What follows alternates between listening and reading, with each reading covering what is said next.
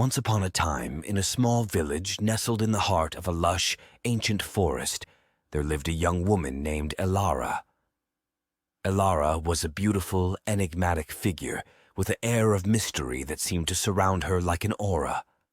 She had long, flowing hair the color of moonbeams and eyes that sparkled like the stars. Elara had always been different from the other villagers. She was a free spirit, unbound by the conventions and expectations of her society. She craved a life of passion and excitement, a life where she could explore her deepest desires without fear of judgment or repercussion.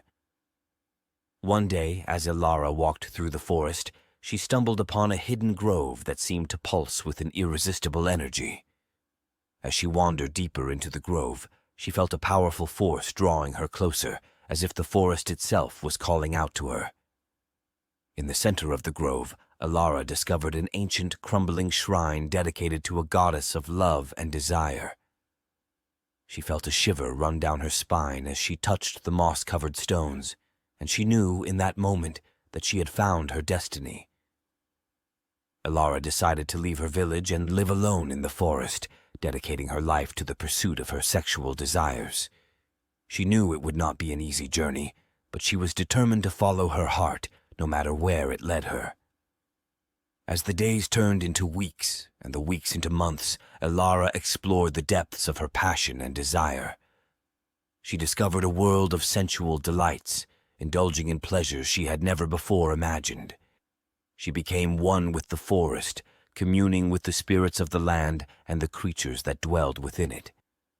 The villagers, hearing of Elara's new life in the forest, whispered about her behind her back. They called her a witch, a sorceress who had abandoned her humanity for the pursuit of carnal pleasures. But Elara paid them no mind. She had found her true self in the forest, and she would not let the opinions of others bring her down. One day, as Elara wandered through the woods, she came across a handsome stranger named Kale. He was a wandering bard, traveling through the village on his way to the next town. As fate would have it, Kale got lost in the forest and stumbled upon Elara's hidden grove. Elara was taken aback by Kale's striking features and his soulful, captivating voice. He was unlike anyone she had ever met before, and she felt an instant connection to him. As they spoke, she shared her story with him, and he listened with fascination. Kale was not judgmental or fearful of Elara's desires. Instead, he was intrigued by her journey and the life she had built for herself in the forest. He asked to stay with her for a while, to learn from her, and to share his own knowledge and experiences with her. As the days turned into weeks, Kale and Elara grew closer than they could have ever imagined. They explored their desires and their passions together, discovering new depths of pleasure and intimacy. Their connection was unlike anything either of them had ever experienced, and they knew that they were meant to be together. But as their love grew stronger, the villagers began to fear that Elara's influence was corrupting Kale, dragging him down a dark path from which he could never return.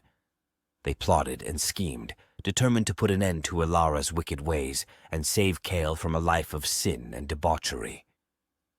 One night, as Elara and Kale lay in each other's arms, they were surrounded by a mob of angry villagers, brandishing torches and pitchforks. They accused Elara of bewitching Kale and leading him astray, and they threatened to destroy the grove and kill them both if they didn't leave the forest and return to the village immediately.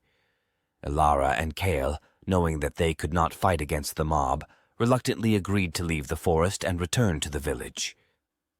As they walked back, hand in hand, they knew that their lives would never be the same again. But fate had one more twist in store for them. As they entered the village, the villagers, seeing them together, realized that their love was true and pure.